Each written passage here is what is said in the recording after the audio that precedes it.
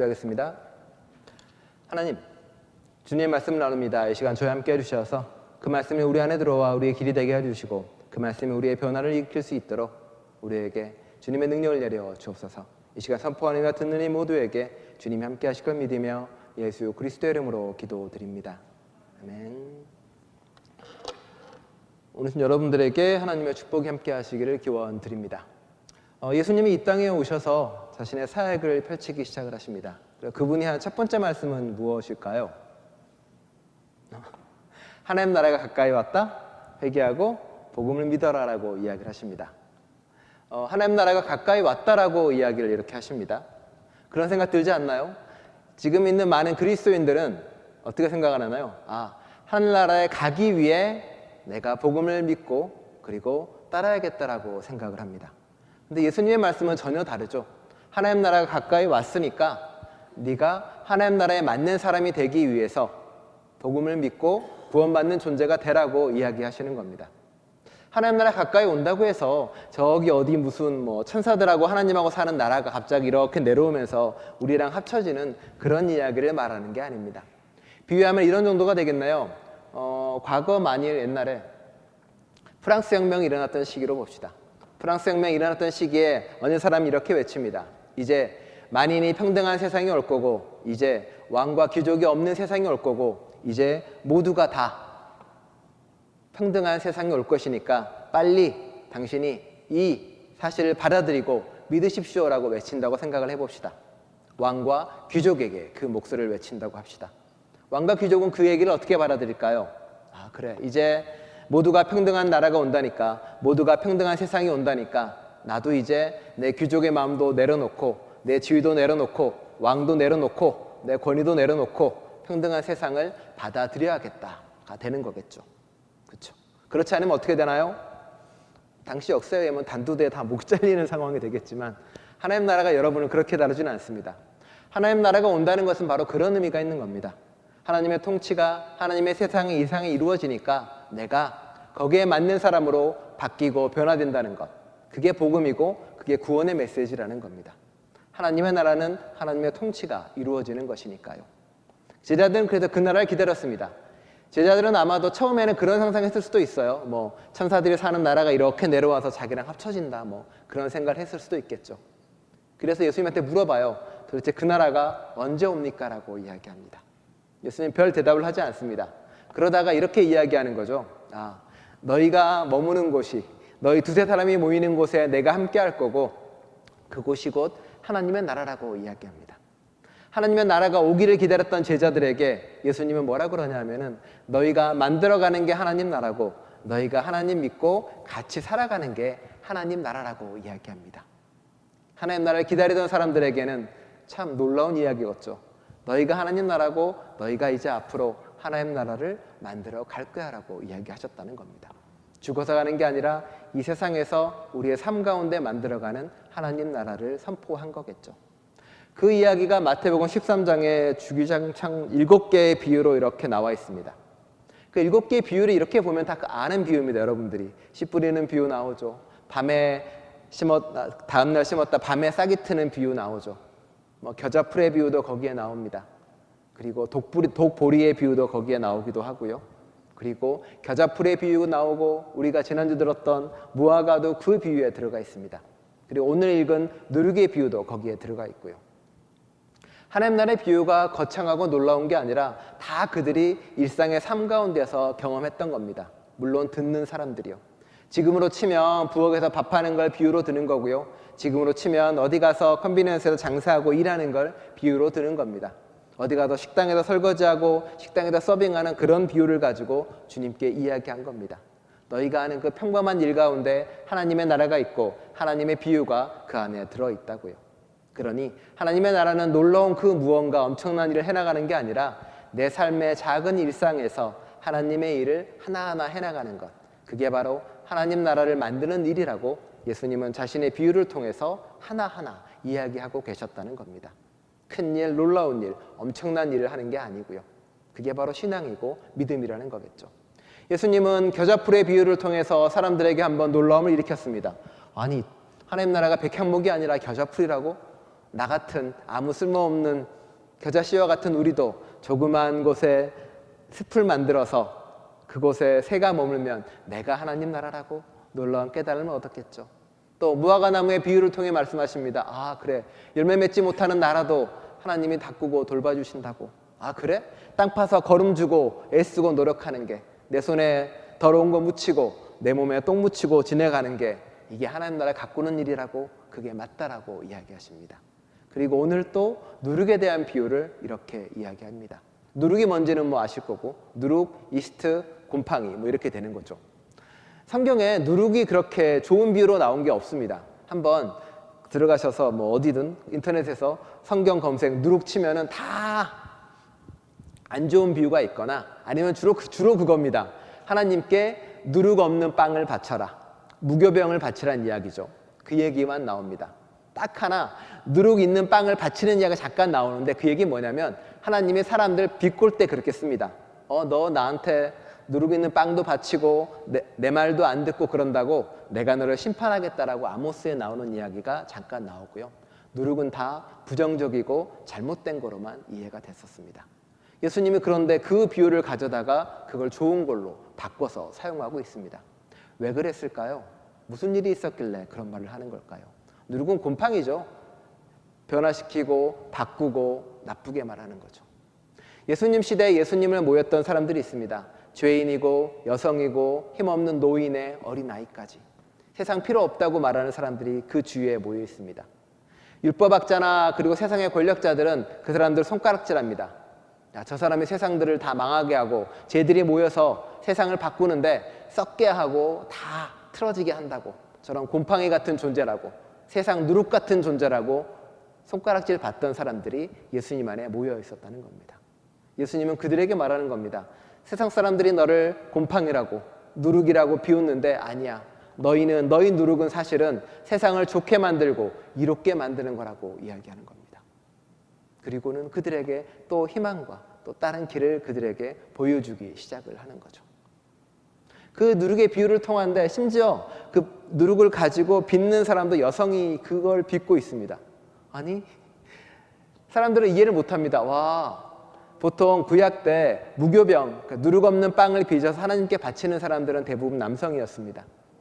여성이 그 일을 한다고? 여자가 빵을 빚는 일이 하나님 나라의 일이라고? 듣는 사람도 대단히 놀랐을 겁니다. 듣는 여성분들은 늘 하던 일이니까 라고 고개를 끄덕이고 있었겠죠. 누룩의 비유는 마태에 나오고 누가에 나오는데 약간 들어있는 부분이 조금씩 다릅니다. 뭐 성서 지금 읽으시는 분들은 뭐 대충 아시겠지만 몇 번씩 읽은 분들이 있죠. 성서 읽기 하시면서. 마태복음에는 이 누룩의 비유가 어떻게 나와있냐면 씨 뿌리는 사람 비유가 있고요. 그리고 자라는 비유 있고요. 그 다음에 뭐 추수하는 비유도 있고, 그 다음에 그 겨자풀 비유가 있고, 그 다음에 추수해서 그 다음에 빵 만드는 것까지 이렇게 순서대로 쭉 나와 있습니다. 그러니까 하나님 나라를 가꾸는 게 마치 농사 짓는 것처럼 이렇게 묘사가 딱 돼 있습니다. 누가복음은 전혀 그 얘기가 없습니다. 누가복음의 이 비유 전에 어떤 사건이 벌어지냐면 예수님께서 회당에서 안식일에 척추 장애가 있는 여성을 고칩니다. 척추 장애가 있는 회당에서 고치니 사람들이 뭐라 그럴까요? 자, 안식일에 그것을 고쳤다라고 예수님을 손가락질하겠죠. 안식일에 율법을 어겼다 그러죠. 그래서 뭐라고 했을까요? 이런 누룩 같은 놈들, 이런 곰팡이 같은 놈들 욕했겠죠. 심지어 고친 사람이 여성입니다. 당신은 손도 대면 안 되고 이방인에게는, 장애인에게는 손도 대면 안 되는데 예수는 그 여성을 고치고 나서 이 이야기를 하는 겁니다. 단락도 끊어진 게 아니에요. 그 밑에 보면 그러므로 예수님이 겨자풀 이야기하고요. 다시 이 얘기를 하는 겁니다. 예수님은 자신이 고친 척추 장애가 있는 여성, 안식일에 고쳤던 그 여성의 비유를 통해서 다시 이어오는 이 이야기를 하고 있는 겁니다. 너희가 척추 장애 있는 지금 그 여성을 고쳤잖아. 그 여성이 사실은 하나님 나라를 만들어가는 여성이야.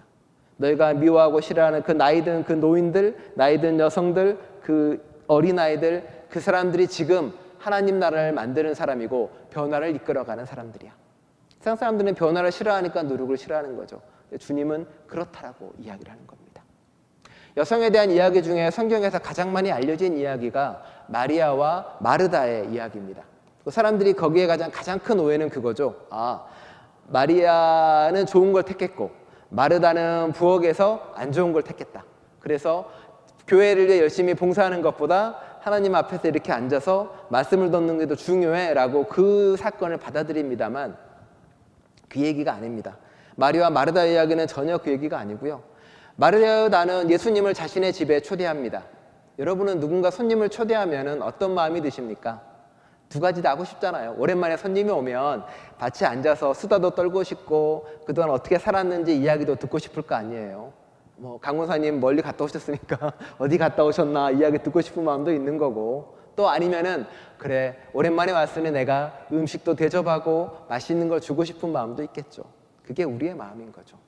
예수님도 그렇게 가르쳤고요. 마르다는 예수님의 말을 그대로 실천했던 사람입니다. 그리고 당시에 그 손님을 환대하는 예수님의 가르침을 그대로 따랐습니다. 마리아는 손님을 환대하기 위해서 음식도 준비하고 분주하게 바빴어요. 당연하죠. 예수님이 오셨으니 얼마나 좋은 걸 대접하고 싶었어요. 맨날 돌아다니면서 힘들게 살고 다른 사람한테 타박당하고 손가락질 당하고 힘드니까 잘 먹이고 싶었죠. 마르다는 식당에 가서 그걸 준비하고 있었습니다. 마리아는 예수님 안에 이렇게 앉았습니다. 그런데 생각을 해보세요. 당시 남녀가 섞이지도 않았고 그 예수님이 앉으면 보통은 남자 제자들이 쫙 앉았어요. 그리고 오른쪽에는 항상 예수님의 수석 제자가 앉고요. 여자들은 저 뒤편에 이렇게 앉아있거나 기웃거리면서 얘기를 들었단 말이에요. 근데 마리아가 또벅또벅 걸어오더니 예수님의 가장 오른쪽에 털썩 앉는 겁니다. 남자들만 앉던 수석 제자의 자리에 마리아가 앉아서 예수의 말씀에 귀를 기울이고 있는 겁니다. 마르다가 그걸 가만히 봤습니다. 마리아에게는 어떤 불안함과 분주한 마음이 생겼을까요? 어쩌지? 마리아? 저러다가 혹여 제자들한테 손가락질 당하고 사람들한테 배척받고 누군가한테 미움받으면 어떡하지? 라는 걱정이 들 거 아니에요. 자꾸 마리아와 마르다를 사이 안 좋은 자매로 만들려는 분들이 계시는데 그렇지 않습니다. 자매가 더 사이가 좋죠. 그런 마음이 들었을 거 아니에요. 와, 마리아 저러다가 큰일 난다. 저러다 설마 예수님한테 혼나는 거 아니겠지? 여러 가지 마음이 마르다에게 들었겠죠. 그래서 예수님한테 온 겁니다.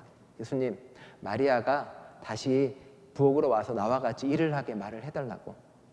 그게 마리아 자리가 싫어서가 아니라 주위 사람들이나 제자나 이 수많은 사람들의 눈길에 걱정이 있었던 거죠. 예수님이 뭐라고 하십니까? 마리아는 좋은 걸 택했다라고 이야기합니다. 그게 마르다 들으라고 한 얘기일까요? 마르다 너 틀렸다고 하는 얘기일까요? 아니죠. 마리아를 걱정하고 근심하는 마르다를 안심시키는 이야기고, 또 더 큰 것은 그 주위 제자들에게 들으라고 한 소리입니다. 너희가 지금 마리아 여기에 앉았다고, 여성이 여기에 들어왔다고 불안해하고 뭔가 시기하고 질투하고 뭔가 틀렸다고 생각하는 거 너희가 잘못됐다. 마리아는 좋은 걸 택했고 이 자리에 있는 게 맞다라고 선언을 해버린 겁니다.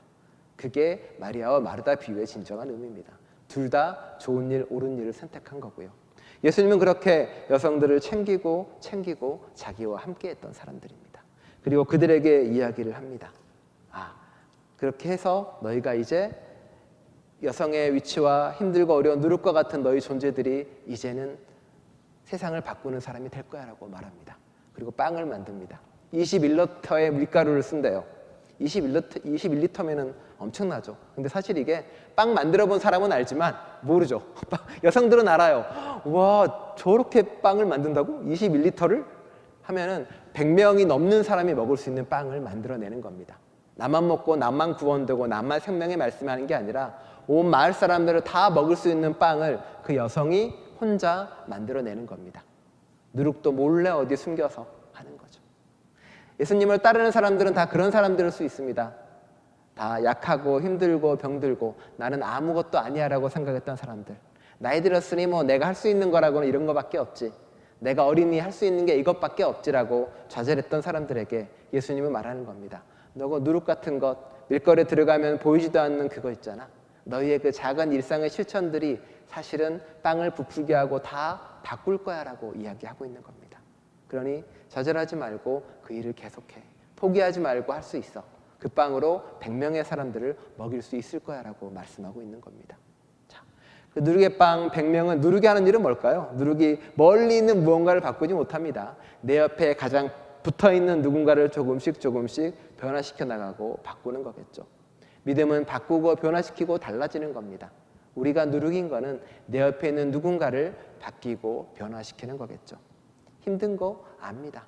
그래서 예수님은 그 뒤에 다른 얘기 하나 더 하십니다. 앞에 고친 얘기했고 겨자씨와 누룩 이야기 했잖아요. 그 뒤에 무슨 얘기 예수님이 하실까요? 좁은 문 얘기하십니다. 누룩과 같이 겨자와 같이 가는 거 정말 힘들어. 그거 사실 힘든데 그게 좁은 문이야. 그 길로 가면 그래도 너는 구원의 길을 갈 수 있고 또 다른 삶을 살아갈 수 있어. 종종 많은 이들이 자신의 삶이 곰팡이 같다고 누군가를 썩힐 수밖에 없다고 좌절하는 사람들이 예수님 앞에 모였습니다.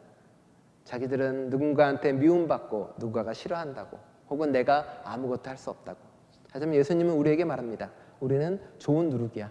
남들이 뭐라고 해도 우리는 빵을 부풀려서 이웃과 세상을 먹일 수 있어. 이것은 저와 여러분들이 좋은 누룩이 돼서 누군가를 먹이고 누군가의 생명에 빵을 주는, 그리고 힘없고 약하고 내가 아무것도 아니라고 생각하는 사람들이 바로 누룩이라는 것을, 그런 사람들이 세상을 변화시킨다는 것을 가슴에 담고 좋은 누룩이 되는 저와 여러분 될 수 있기를 간절히 축원드립니다. 기도하겠습니다. 하나님, 예수님께서는 자기 주변에 모여든 사람을 이렇게 훑어봅니다. 세상에서 버림받은 사람들, 긁어내야 마땅한 곰팡이 취급받는 사람들, 율법을 어겼다고 안식을 어겼다고 손가락질 받던 사람들, 여성들, 아이들, 나이 많은 노인들, 바깥 못한다고 취급받는 여러 가지 사람들이 주님 앞에 모였습니다. 누룩 같다라고 이야기하는 사람들에게 예수님은 말씀하십니다. 아니야, 너희는 누룩으로 빵을 빚는 여성들이라고, 그렇게 빵을 빚어서 세상에 생명을 전해주고 먹이고 살리는 사람들이라고. 그러니 그 작은 누룩이 빵을 부풀리는 것처럼 내 옆에 있는 사람들에게 하나하나 그렇게 하다 보면 잘 될 거라고. 너희가 숨어서 하는 것처럼 숨겨진 누룩이지만 그게 바꿀 거라고 이야기하십니다. 주님, 저희가 그런 존재가 되기 원합니다. 누룩과 같이 내 옆에 있는 사람과 만나면 다른 사람을 변화시키는 저희 될 수 있도록 함께하여 주옵소서. 내가 먼저 바뀌고 달라짐을 두려워하지 않고 변화됨을 두려워하지 않도록 주님께서 이끌어 주옵소서. 그 모든 발걸음에 주님이 함께 하실 걸 믿으며 예수 그리스도의 이름으로 기도드립니다. 아멘.